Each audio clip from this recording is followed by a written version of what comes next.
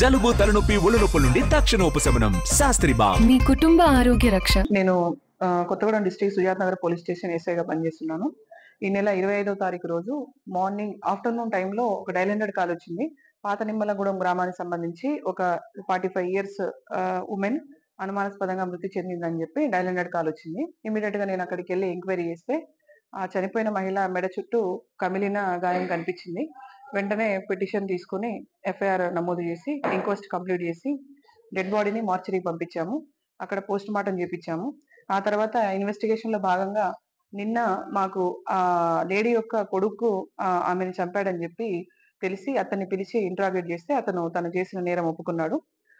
వాస్తవానికి డిసీజ్డ్ వాళ్ళ కొడుకే ఆమె మీద అతనికి వేరే ఊర్లో అక్రమ సంబంధం ఉంది అనే అనుమానంతో అతని పరువు పోతుందనే ఉద్దేశంతో వాళ్ళ అమ్మని చంపాలని 25వ తారీఖు రోజు ఎర్లీ మార్నింగ్ 5:30 hours కి పందెం కోళ్లు కట్టే ఒక రోప్ తో ఆమె మెడ చుట్టూ బిగించి చంపానని చెప్పి ఒప్పుకున్నాడు.